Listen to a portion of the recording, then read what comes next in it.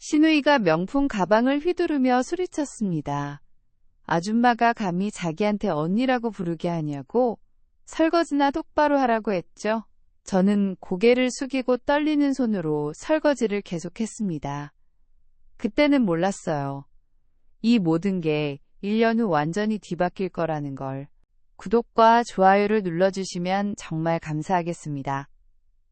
여러분의 작은 관심이 큰 힘이 되거든요. 결혼 10년 차였습니다. 남편은 평범한 회사원, 저는 시댁 근처 빌라에서 사는 주부였죠. 결혼 전엔 행복한 신혼을 꿈꿨는데 현실은 지옥이었습니다. 시댁 식구들의 갑질은 결혼식 다음 날부터 시작됐어요. 명문대를 나오고 외국계 회사에서 일했던 제 과거는 아무런 의미가 없었죠. 결혼과 동시에 저는 그냥 시댁의 하녀가 됐습니다. 시누이는 저보다 3살이 어렸습니다. 하지만 저에게 언니라는 호칭은 절대 못한다고 했죠. 첫 명절날 부엌에서 시누이가 말했어요. 제가 시집 온 거지 시누이가 제 동생이 된 게 아니라고. 시어머니는 웃으며 넘어갔어요. 그날부터 저는 시댁에서 이름조차 제대로 불리지 못하는 존재가 됐죠. 시누이는 대학을 나오고도 집에서 놀고 있었어요.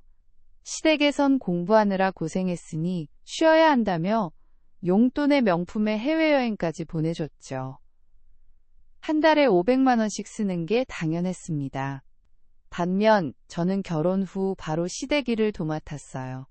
청소, 빨래, 식사 준비는 기본이고 시어머니가 아프다 하면 밤중에도 달려가야 했습니다. 생활비는 한 푼도 받지 못했죠. 남편은 알면서도 참으라고만 했습니다. 시아버지는 신문만 보고 시어머니와 시누이는 한편이 돼서 저를 부렸죠. 시누이는 매일 집에 들러 트집을 잡았어요. 남편 와이셔츠 다림질을 제대로 안 했다고, 청소를 대충 했다고 끊임없이 지적했습니다. 말투는 명령이었고 저는 고개만 끄덕일 수밖에 없었어요. 남편은 그런 상황을 보면서도 그냥 회사 간다며 도망쳤습니다. 힘든 시간은 흘러 결혼 3년 차에 아이를 가졌어요. 임신 중에도 시댁 일은 계속됐고 배가 불러오는데도 무거운 걸 들어야 했죠. 시누이는 소파에 누워 TV를 보며 비웃었습니다. 임신한 저에게 공주병 걸렸다고, 시어머니는 임신하고도 밭일을 다 하셨다며 저를 나무랬어요. 출산 예정일 일주일 전까지도 저는 시댁에서 명절 음식을 준비했습니다. 그날 양수가 터져서 응급실에 실려갔죠. 산후조리는 시댁에서 했는데 오히려 제가 시댁 식구들 밥을 차려야 했습니다. 시어머니는 제가 아기에게 젖을 물리고 있어도 부엌으로 불렀죠. 애 낳았다고 누워만 있으면 안 된다고, 밥은 해야 한다고 했어요. 시누이는 제 아기를 안아보지도 않으면서 애 울음소리가 시끄럽다고 불평했습니다. 남편은 회사 일로 바쁘다며 집에 거의 안 왔어요. 저는 산후우울증에 시달리며 하루하루를 버텼습니다. 결혼 5년 차, 시누이가 결혼을 했어요. 상대는 중견기업 부장이었고 시댁에선 큰 잔치를 벌였죠. 결혼식 비용만 8천만 원이 넘게 들었고 신혼집은 5억짜리 전세로 마련해줬습니다. 저희 결혼식은 작은 식당에서 간단히 했던 것과 천지 차이였어요. 시어머니가 말했죠. 딸은 특별하니까 저처럼 아무 데서나 시집 온 거랑 다르다고요. 그날 저는 화장실에서 혼자 울었습니다. 시누이 결혼 후에도 저는 여전히 시댁 일을 도맡았습니다. 오히려 시누이는 신혼인데도 친정에 매일 와서 밥 먹고 빨래까지 가져왔어요. 시누이 부부의 빨래를 제가 다 해야 했죠. 시누이는 신혼이라 이런 거 할 시간 없다고, 저는 시간 많다고 했습니다. 저는 육아와 집안일로 정신없는데 시누이는 저를 가정부처럼 부렸어요. 시누이 남편의 와이셔츠까지 제가 다려줘야 했습니다. 결혼 7년 차, 남편 회사가 어려워졌어요. 구조조정으로 월급이 반토막이 났고 생활비가 부족해졌습니다. 시댁에 조금만 도와달라 했더니 시어머니는 여유 없다며 거절했죠. 같은 시기 시누이는 시댁에서 5천만 원을 받아 새 외제차를 샀습니다. 시누이가 비웃었어요. 오빠는 무능력해서 돈도 못 버는데 왜 손을 벌리냐고요. 저는 그때 처음으로 사리를 느꼈습니다. 더 이상 참을 수 없었어요. 어느 날 시댁 식사 준비를 거부했습니다. 전화로 말씀드렸죠. 죄송하지만 오늘은 제 집 일이 있어서 못 가겠다고요. 시어머니의 목소리가 차갑게 변했습니다. 그럼 다음 명절에는 오지도 말라고. 제가 이 집 며느리인지 아닌지 모르겠다고 했어요. 남편한테 전화가 왔고 당장 가서 사과하라고 소리쳤습니다. 저는 처음으로 제대로 말했어요. 나는 하녀가 아니라고요. 이날부터 이를 악물었습니다. 밤부터 몰래 녹음을 시작했어요. 시누이와 시어머니가 저를 욕하는 대화. 남편이 저를 무시하는 말들을 증거로 남겼죠. 쓸모없는 것, 거지 같은 것, 돈도 못 버는 주제에 오빠 인생 망친 것, 온갖 욕설이 녹음됐습니다. 3개월 동안 100개가 넘는 파일이 모였어요. 저는 혼잣말로 중얼거렸습니다. 나중에 이혼하면 이게 증거가 될 거라고요. 결혼 8년 차, 더 큰 일이 터졌습니다. 시아버지가 사업 실패로 5억 빚을 지게 됐어요. 시댁 전체가 패닉 상태였죠. 시어머니는 남편을 불러 말했습니다. 아들이 책임져야 한다고. 남편 명의로 대출받아서 아버지 빚을 갚으라고요. 남편은 고민 없이 고개를 끄덕였습니다. 저는 반대했지만 남편은 부모님이 자기를 키워주셨는데 이 정도는 당연하다며 제 말을 무시했죠. 결국 저희 명의로 대출을 받았고 집은 담보로 잡혔습니다. 시누이는 시집 갔으니까 관계없다며 한 푼도 안 냈어요. 5억 중 단 1원도 시누이는 부담하지 않았습니다. 오히려 시누이는 그 시기에 명품 가방을 또 샀고 제주도 여행을 다녀왔죠. 시어머니는 시누이한테 아무 말도 안 했습니다. 장남이니까 당연하다는 논리였어요. 저는 그때 깨달았습니다. 이 집안에서 저는 영원히 착취당할 거라는 걸요. 빚을 갚기 위해 편의점 알바를 시작했습니다. 밤 10시부터 새벽 6시까지 일하고 낮엔 아이를 돌봤죠. 잠은 하루 3시간도 못 잤고 몸은 점점 망가졌어요. 그런데도 시댁에선 며느리가 집안을 위해 일하는 건 당연하다며 고맙단 말 한마디 없었습니다. 오히려 편의점 알바 월급 150만 원도 시댁빚 갚는데 보태라고 했어요. 저는 한 달에 20만 원으로 아이와 생활해야 했습니다. 시누이는 오히려 저를 비웃었어요. 편의점 알바를 한다니 정말 바닥까지 떨어졌다고, 오빠도 불쌍하다고 했습니다. 명품 가방을 든 시누이는 제 앞에서 새로 산 다이아몬드 목걸이를 자랑했죠. 500만 원짜리라고 남편이 사줬다고요. 저는 주먹을 꽉 쥐었지만 아무 말도 할 수 없었습니다. 그날 밤 저는 베개를 물고 울었어요. 이 굴욕을 언젠가 반드시 갚아주겠다고 다짐했습니다. 결혼 9년 차, 몸이 한계에 도달했어요. 과로로 쓰러져 병원에 실려갔고 의사는 이러다 큰일 난다며 휴식을 권했죠. 하지만 쉴 수 없었습니다. 빚은 계속 늘어났고 집은 경매 직전까지 갔어요. 시댁에선 그래도 며느리가 더 벌어야 하는 거 아니냐며 압박했습니다. 병원비도 저보고 알아서 해결하라고 했어요. 저는 퇴원하자마자 다시 편의점으로 출근했습니다. 어느 날 친정어머니한테 전화가 왔어요. 괜찮냐고, 목소리가 왜 그러냐고 물으셨죠. 눈물이 터져 나왔습니다. 어머니는 한숨을 쉬며 말했어요. 제가 원래 이런 애가 아니었는데 그 집안이 저를 망가뜨렸다고요. 저는 대답할 수 없었습니다.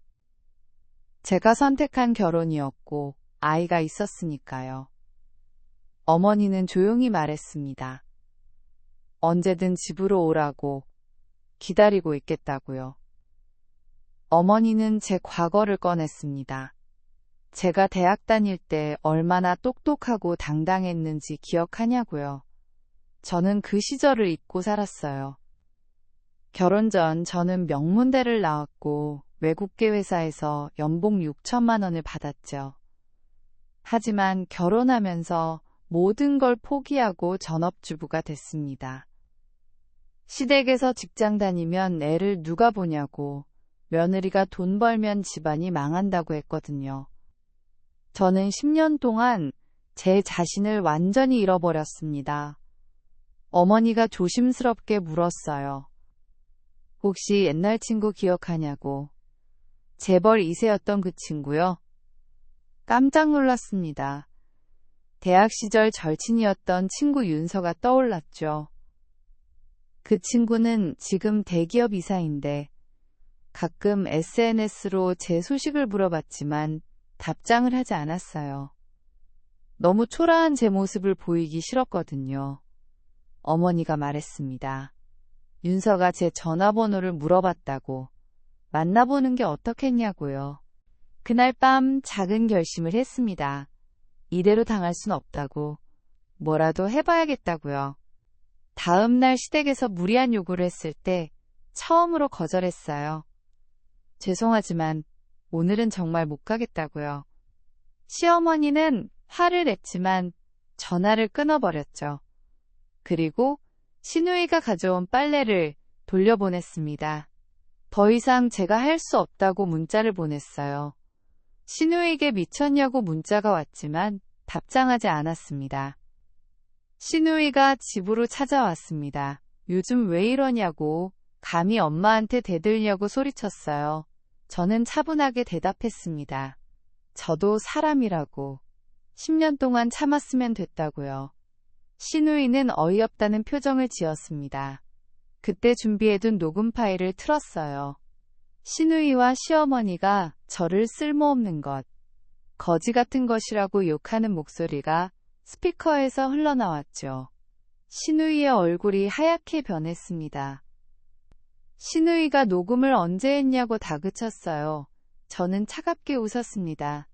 이게 전부가 아니라고, 더 있다고 말했죠. 시누이는 당황하며 핸드폰을 빼앗으려 했지만 이미 파일은 클라우드에 백업돼 있었어요. 이거 남편한테 보내면 어떻게 될까요? 시누이는 말문이 막혔습니다. 그날 이후로 시누이는 저한테 함부로 대하지 못했어요. 작은 승리였지만 저는 처음으로 숨통이 트이는 기분을 느꼈습니다. 시누이가 조심스럽게 행동하기 시작했고 시댁 식구들도 함부로 말하는 횟수가 줄었죠. 남편도 제가 달라진 것 같다며 의아해했어요. 처음으로 여유를 느꼈습니다. 저는 더 이상 시댁 일을 하지 않았고 제 시간을 가질 수 있었어요. 몰래 도서관에 다니며 공부를 시작했습니다. 10년 동안 잊고 살았던 제 전공 경영학을 다시 공부했죠. 언젠가는 쓸 날이 있겠다고 혼자 중얼거렸습니다. 하지만 평화는 한 달도 가지 않았어요. 시누이 남편이 임원으로 승진했고 시누이네 가족은 더욱 잘 나가기 시작했죠. 시댁에선 시누이 자랑만 했고 저희 부부는 여전히 빚에 허덕였습니다. 시누이는 다시 기고만장해졌어요. 녹음 파일 정도로 겁먹었던 자기가 한심하다며 비웃었죠. 이제 남편이 임원이니까 변호사 선임하는 것도 어렵지 않다고 했습니다. 저는 이를 악물었어요. 어느 날 카톡이 왔어요. 대학 동창 모임 초대장이었습니다. 10년 만에 다들 모인다고 저도 올 수 있냐고 물었어요. 고민했습니다. 초라한 모습을 보이기 싫었지만 뭔가 달라지고 싶은 마음도 들었죠. 결국 모임에 가기로 결심했습니다. 그런데 그 순간 최악의 일이 벌어졌어요.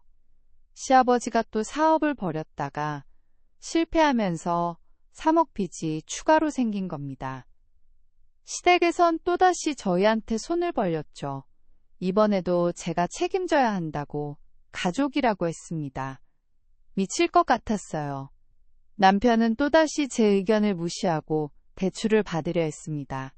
제가 절규했지만 남편은 부모님을 어떻게 버리냐며 고집을 부렸죠.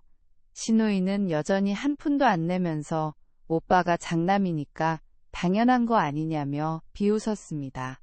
총빚은 8억이 됐고 저희는 완전히 파산 직전이었습니다. 결국 집이 경매로 넘어갔어요. 10년 동안 모은 전세금 2억도 모두 날아갔고 월세 작은 방으로 이사해야 했죠. 방 한 칸짜리, 월세 30만 원짜리였습니다. 아이는 학교에서 너네 집 망했다며 놀림을 받았고 매일 눈물을 흘렸어요. 시댁에선 그래도 식구인데 뭐 어때라며 아무렇지도 않게 말했습니다. 저는 그날 정말로 이 세상을 떠나고 싶었어요. 완전히 무너졌습니다. 편의점 알바도 그만두고 집에만 틀어박혀 지냈죠. 우울증이 찾아왔고 아이를 돌보는 것조차 힘들어졌어요. 하루 종일 누워만 있었고 밥도 제대로 먹지 못했습니다. 아이는 라면으로 끼니를 때워야 했죠. 남편은 집에 돌아와도 저를 쳐다보지도 않았습니다. 저는 거울 속 제 모습을 보며 생각했어요. 이제 정말 끝인가라고요. 그때 친정어머니가 찾아왔어요. 어머니는 제 모습을 보고 눈물을 흘렸죠. 이제 그만하라고, 이혼하라고 말했습니다. 하지만 고개를 저었어요. 아이 때문에. 그리고 저는 아무것도 가진 게 없다고요. 이혼하면 갈 곳도 없고 돈도 없다고 울먹였습니다. 어머니가 제 손을 꽉 잡았어요. 그리고 조용히 말했습니다. 제가 혹시 잊었냐고. 할아버지 유산을요. 깜짝 놀랐어요. 외할아버지께서 돌아가시기 전 제 명의로 남겨두신 부동산이 있었죠.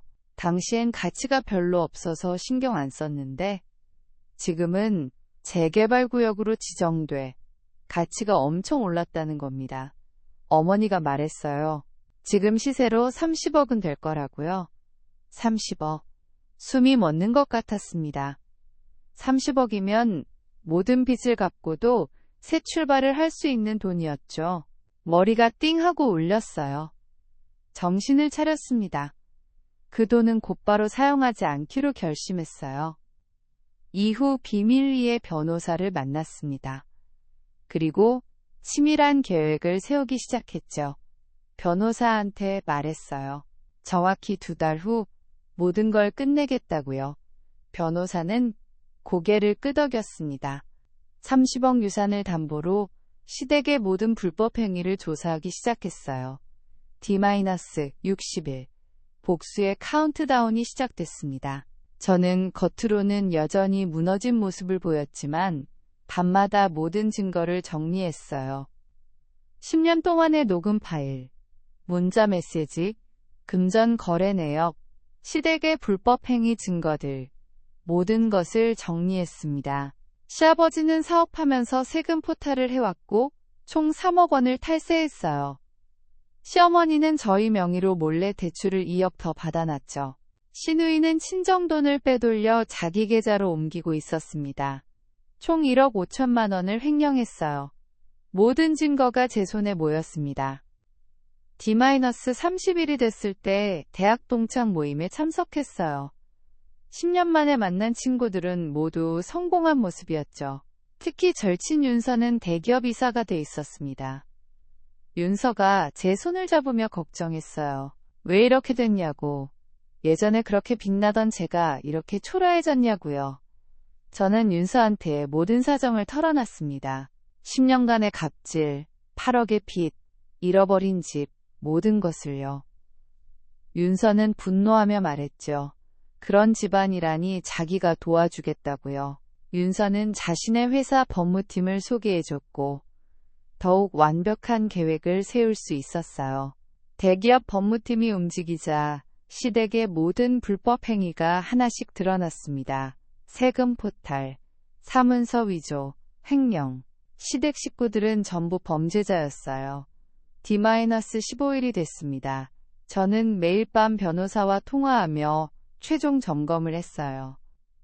복수 일주일 전, 오랜만에 미용실에 갔어요. 머리를 자르고 메이크업을 받았죠.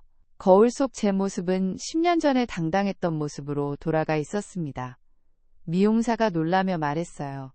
완전히 다른 사람 같다고요. 저는 혼잣말로 중얼거렸습니다. 내일이면 모든 게 끝난다고요. D-7일. 저는 집에 돌아와 오랜만에 예쁜 옷을 꺼내 입어봤습니다. 명품은 아니었지만 단정하고 고급스러운 옷이었죠. 남편은 깜짝 놀라며 물었어요. 왜 그러냐고, 어디 가냐고요. 저는 그저 미소만 지었습니다. 오랜만에 기분 전환하고 싶어서 라고 대답했죠. 남편은 의심스러운 눈으로 저를 쳐다봤지만 더 이상 묻지 않았어요. 그날 밤 저는 처음으로 편안하게 잠들었습니다. 10년 만에 처음으로 악몽 없이 잠든 밤이었어요. D-11일. 내일이 바로 그날입니다. 모든 준비가 완료됐습니다. D-Day.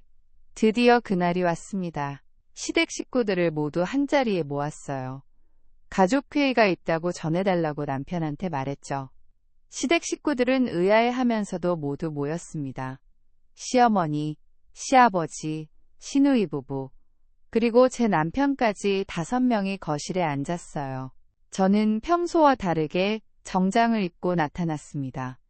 머리는 단정하게 올렸고 메이크업은 완벽했죠. 시어머니가 의아한 표정을 지었습니다. 준비해온 서류 뭉치를 테이블에 올려놨어요. A4 용지로 300장이 넘는 분량이었습니다. 오늘 다들 모인 이유를 말씀드리겠다고 차분하게 말했어요. 시어머니는 짜증 섞인 목소리로 물었죠. 뭔데 바쁜 사람들 모아놓고 이러냐고요. 저는 차갑게 웃으며 첫 번째 서류를 펼쳤습니다. 시아버지의 이름이 큼지막하게 적혀 있었어요. 국세청 제출용 탈세 신고서였습니다. 첫 번째, 시아버지의 세금 포탈 내역입니다. 총 3억 2천만 원을 탈세하셨고 증거는 여기 다 있습니다. 시아버지의 얼굴이 하얗게 변했어요. 그게 무슨 소리냐고 따졌지만 저는 흔들리지 않았습니다. 지난 5년간의 모든 거래 내역, 허위 계약서, 페이퍼 컴퍼니 설립 기록, 하나하나 증거를 보여줬어요. 시아버지는 의자에서 일어나지도 못했습니다. 손이 부들부들 떨렸죠. 두 번째, 시어머니가 제 명의로 무단으로 받은 대출 내역입니다. 총 2억 원이고 사문서 위조죄에 해당합니다. 시어머니는 말문이 막혔어요. 제가 동의한 거 아니냐고 변명했지만 녹음 파일을 틀었습니다. 시어머니가 제 도장을 몰래 가져가서 대출받았다고 시아버지한테 자랑하는 목소리가 흘러나왔죠.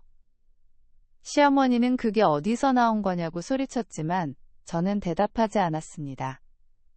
세 번째, 시누이가 친정돈을 횡령한 증거입니다. 총 1억 5천만 원을 빼돌렸고 증거는 여기 있습니다. 시누이의 얼굴이 새하얗게 변했어요. 거짓말이라고 소리쳤지만 계좌 이체 내역을 하나씩 보여줬습니다. 시댁명의 계좌에서 시누이 개인 계좌로 매달 500만 원씩 빠져나간 기록이 3년치나 있었죠. 시누이는 벌떡 일어서며 소리쳤습니다. 지금 뭐 하는 거냐고, 미쳤냐고요. 저는 전혀 흔들리지 않았습니다. 10년 동안 제가 모은 증거들입니다. 지금부터 하나씩 무너뜨릴 겁니다. 문자 메시지 2340건, 금전 거래 내역 89건, 모두 여기 있습니다.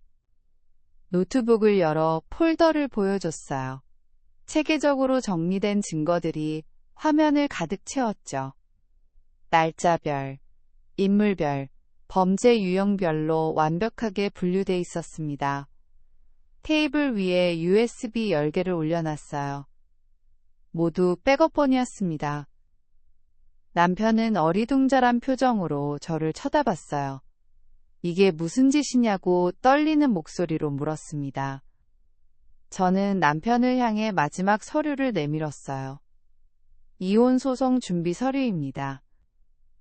혼인 파탄의 책임은 전적으로 당신과 시댁에 있다는 증거와 함께요. 방 안이 얼어붙었습니다. 아무도 말을 하지 못했어요. 저는 계속해서 차분하게 설명했습니다. 10년간의 가정폭력, 경제적 학대, 정서적 학대, 모든 증거가 있다고요. 시어머니가 떨리는 목소리로 말했어요. 우리가 뭘 얼마나 크게 잘못했냐고, 가족인데 이럴 수 있냐고요. 저는 냉소를 지었습니다. 가족이라고요? 저를 하녀처럼 부리고 10년 동안 갑질하고 우리 집을 경제적 파탄을 내시고 그러고도 가족이라고 생각하셨나요? 제 목소리는 차갑지만 떨리지 않았습니다. 시어머니는 울기 시작했어요. 미안하다고. 다시는 안 그러겠다고 빌었지만 너무 늦었습니다. 저는 10년을 참았고 이제는 끝낼 시간이었어요. 첫 번째 전화를 걸었어요. 국세청이었습니다. 시아버지의 세금 포탈 건으로 제보하려고 합니다. 모든 증거 자료를 보내드리겠습니다. 시아버지는 의자에서 일어나지도 못했죠. 얼굴이 흑빛으로 변했고 땀이 비오듯 흘러내렸습니다. 시아버지가 떨리는 목소리로 애원했어요. 제발 그러지 말라고. 가족이 아니냐고요. 저는 냉정하게 대답했습니다. 가족은 10년 전에 끝났다고요. 두 번째로 은행에 제출할 서류를 꺼냈습니다. 시어머니께서 제 명의로 무단으로 받으신 대출, 사문서 위조죄로 고소하겠습니다. 내일 아침 경찰서에 고소장을 제출할 예정이에요. 시어머니는 눈물을 흘리며 미안하다고 빌었지만 듣지 않았습니다. 10년 동안 제가 흘린 눈물을 생각하면 이 정도는 아무것도 아니었죠. 시어머니는 바닥에 주저앉아 울기 시작했어요. 하지만 저는 한치의 동요도 없었습니다. 세 번째로 시누이를 향해 말했습니다. 시누이 남편에게 이 자료를 보내드렸습니다. 시누이가 친정돈을 어떻게 빼돌렸는지, 저를 어떻게 대했는지, 모든 녹음 파일과 함께요. 시누이의 핸드폰이 울렸어요. 남편의 전화였고, 시누이는 떨리는 손으로 전화를 받았죠. 전화기 너머로 남편의 화난 목소리가 크게 들렸습니다. 당장 집에 오라고. 이야기해야겠다고 소리쳤어요. 시누이는 울면서 집을 뛰쳐나갔습니다. 시누이가 첫 번째로 무너졌어요. 네 번째로 남편을 쳐다봤습니다. 당신한테는 위자료 청구와 함께 10년 동안의 정신적 피해 보상을 요구하겠습니다. 총 5억 원입니다. 남편은 말문이 막혔어요. 5억 원이 어디 있냐고 따졌지만 저는 침착하게 대답했습니다. 없으면 만드셔야죠. 그리고 아이 양육권은 제가 갖습니다. 당신은 양육비만 제대로 내세요. 월 300만 원입니다. 변호사가 준비한 서류는 완벽했습니다. 남편은 아무 말도 할 수 없었어요. 다섯 번째로 재산 분할 서류를 꺼냈습니다. 제 명의로 된 외할아버지 유산, 현재 시세 30억입니다. 이건 제 고유 재산이니 당신들은 손도 댈 수 없어요. 시댁 식구들의 눈이 휘둥그레졌죠. 30억이라는 숫자를 듣자 모두가 경악했습니다. 시어머니가 떨리는 목소리로 물었어요. 그런 돈이 있으면서 왜 가만히 있었냐고요. 저는 차갑게 웃었습니다. 당신들을 완전히 무너뜨릴 타이밍을 기다렸다고요. 그리고 그 돈으로 제가 갚은 시댁 빚 8억, 이자 포함해서 전부 돌려받겠습니다. 10년 동안 제가 편의점에서 번 돈 1억 8천만 원도 돌려받겠습니다. 총 10억을 한 달 안에 갚으세요. 못 갚으면 시댁 부동산을 전부 압류하겠습니다. 시아버지가 소리쳤어요. 그게 말이 되냐고. 가족끼리 돈을 받아내는 게 말이 되냐고요. 저는 조용히 대답했습니다. 가족이라면 처음부터 저를 이렇게 대하지 말았어야죠. 6번째, 마지막 카드를 꺼냈어요. 그리고 이 모든 내용을 정리해서 출판사에 넘겼습니다. 책으로 나올 예정이에요. 시어머니가 비명을 질렀죠. 안 된다고, 체면이 어떻게 되냐고 울부짖었습니다. 저는 차갑게 웃었어요. 10년 동안 제 체면은 생각 안 하셨잖아요. 이제 온 나라 사람들이 당신들이 어떤 사람인지 알게 될 겁니다. 출판사에서는 이미 계약금을 지급했고 3개월 후 출간 예정이었습니다. 그리고 한 가지 더 있습니다. 다음 주에 시대값질 특집 방송에 출연합니다. 제 얼굴은 가리지만 모든 사실을 공개할 예정이에요. 시아버지가 의자를 박차고 일어섰습니다. 절대 안 된다고 소리쳤지만 이미 늦었어요. 방송국과 계약은 완료됐고 촬영 날짜도 잡혔습니다.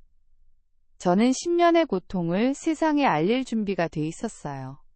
시댁 식구들은 완전히 패닉 상태에 빠졌습니다.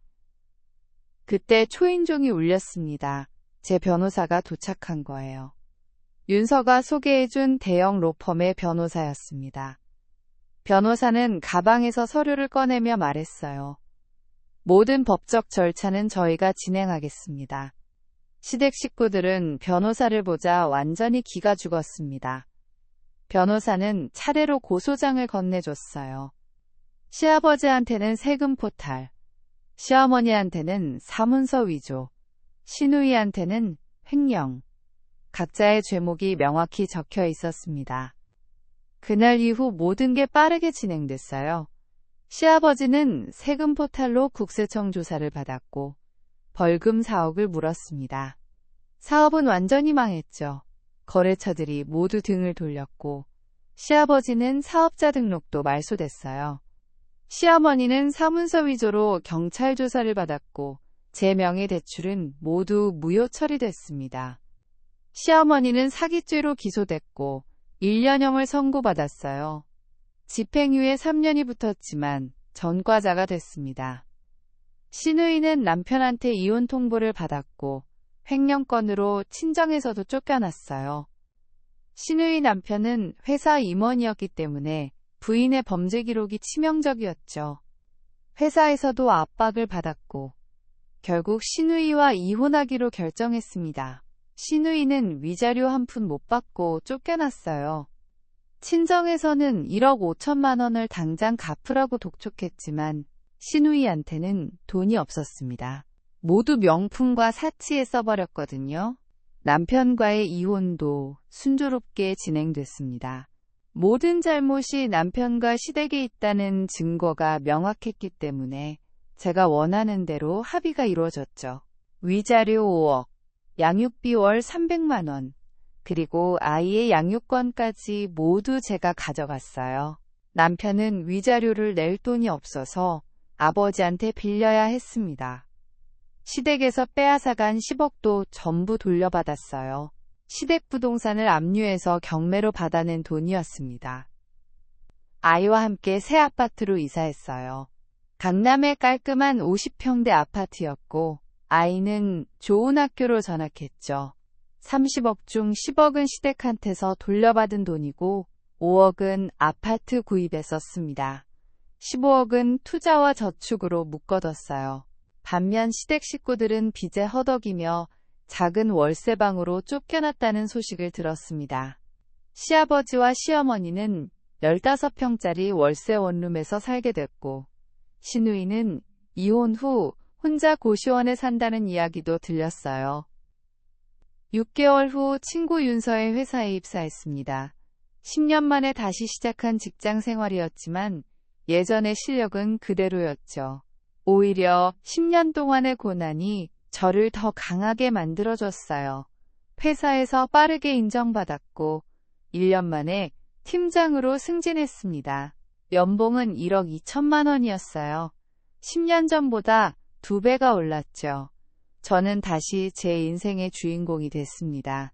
당당하게, 떳떳하게 살아가는 여자로요. 어느 날 길을 걷다가 신우이를 마주쳤어요. 초췌한 모습의 신우이는 편의점 유니폼을 입고 있었죠. 10년 전 제가 입었던 바로 그 유니폼이었습니다. 저는 명품 코트를 입고 당당하게 걸어가는 중이었어요. 신우이는 저를 알아보고 고개를 돌렸지만 저는 걸음을 멈췄습니다. 신우이를 똑바로 쳐다보며 조용히 말했어요. 10년 전 제게 했던 말 기억하시죠? 편의점 알바라고 비웃으셨잖아요. 신우이는 아무 대답도 하지 못했습니다. 저는 더 이상 말하지 않고 그냥 지나쳤어요. 복수는 완성됐고 이제 제 인생을 살 시간이었습니다. 그날 밤 아이와 함께 저녁을 먹으며 생각했어요. 10년은 고통의 시간이었지만 동시에 저를 단단하게 만든 시간이기도 했다고요. 시댁은 완전히 몰락했고 저는 완전히 일어섰습니다. 이제 저는 누구한테도 무릎 꿇지 않을 겁니다. 이제 저는 자유입니다. 그리고 행복합니다. 3개월 후 제 이야기를 담은 책이 출간됐습니다. 시댁갑질 며느리의 완벽한 복수라는 제목이었죠. 책은 베스트셀러가 됐고 많은 사람들이 공감했습니다. 방송 출연도 여러 번 했고 강연 요청도 많이 받았어요. 저는 더 이상 약한 며느리가 아니었습니다. 저는 살아남은 여자였고 복수에 성공한 여자였습니다. 그리고 무엇보다 다시 행복해진 여자였어요. 이제 제 인생의 이막이 시작됩니다. 누구도 무시할 수 없는 당당한 제 인생이요. 즐거우셨으면 구독과 좋아요 부탁드립니다.